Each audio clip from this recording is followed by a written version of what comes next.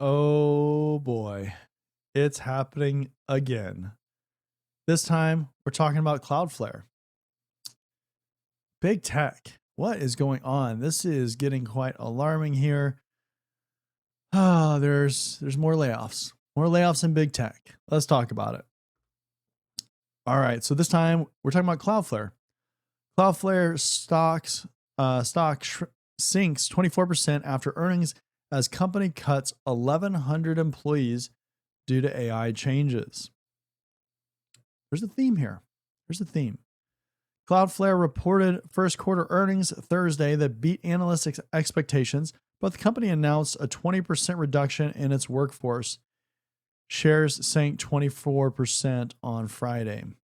So, in a blog post, the company announced that it's cutting over 1,100 employees, writing that agentic artificial intelligence, agentic AI, has fundamentally changed the company's work. Let's keep scrolling down here. And so yeah, that's the majority of this article specifically. But this is a real thing, right? 1,100 employees, and it's just another example of big tech cutting workforce for AI. We knew about it in PayPal, and we knew it in several other examples that we've talked about recently. And man, to work in big tech right now, it is not going well. There's a lot of companies that they overhired. They hired for things that they did not anticipate not working out, whatever the case is. But a lot of people are just getting let go. What do you do as a tech employee here? This is one of the reasons why you have to think about the companies that you go work for. Now, in these circumstances, in these situations, I don't know if these are necessarily the companies that I would maybe anticipate having just massively overhired. I think there's other contenders that were much more present, much more in the spotlight as far as overhiring. But this is kind of scary if you're working in big tech or you want to work at these kind of companies. This can happen. This is a very real thing. Now, especially if you've just recently kind of entered the workforce or over the last couple of years, you might not have saw kind of this ramp up happening.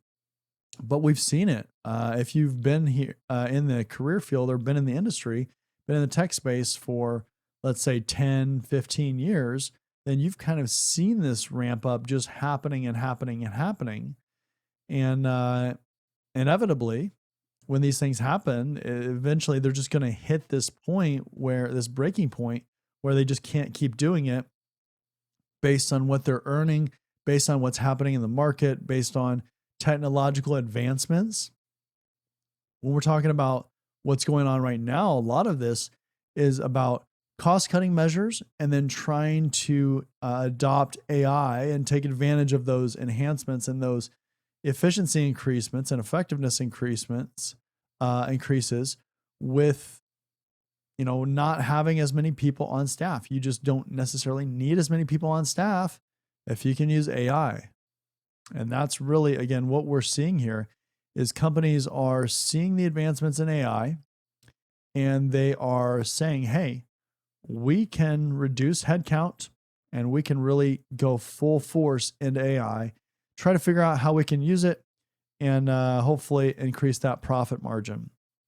So as a professional, right, on the other side of the coin, just because layoffs are happening now, this is not when you ideally want to just be thinking about what you can do for skill enhancement or upskilling what you can do.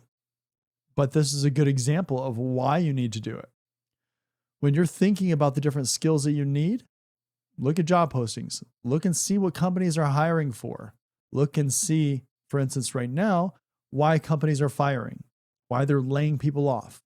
We've seen so many situations here, several examples of companies firing, saying they are going full force into AI. They are really going to invest in AI.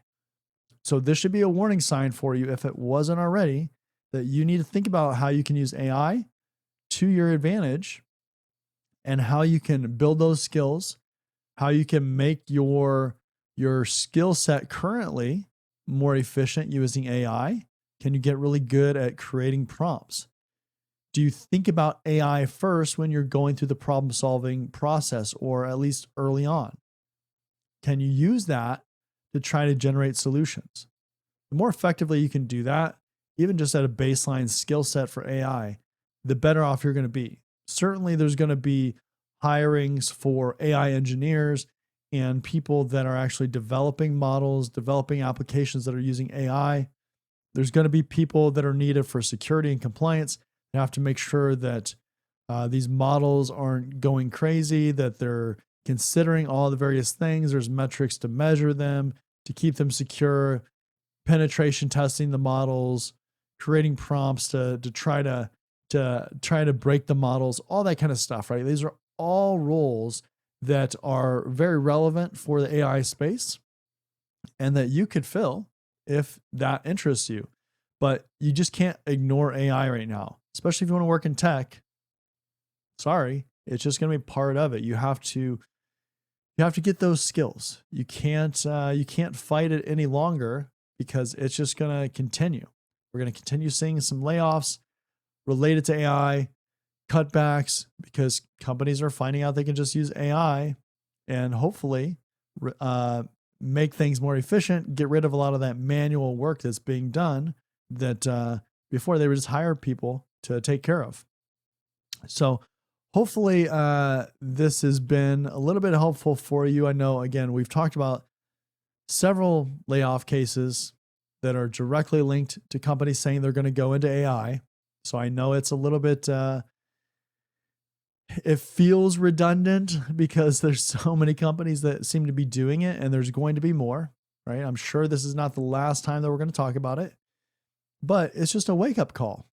Think about that in your career. You're going to see this with other stuff. Right now, AI is just the hot thing, but you really have to take that in, process that, and say, hey, I'm going to get the skills that employers want. I'm not going to use this as something that's going to hold me back. I'm going to take advantage of the opportunity, try to be one of the people that really can benefit from this, and personally go full force into learning AI and using it into what I already know and the things and the skills that I already have, and try to make things a little bit more effective, more efficient. So that being said, we'll go ahead and wrap this one up. I'll leave the link in the description if you want to check it out, and let me know your thoughts.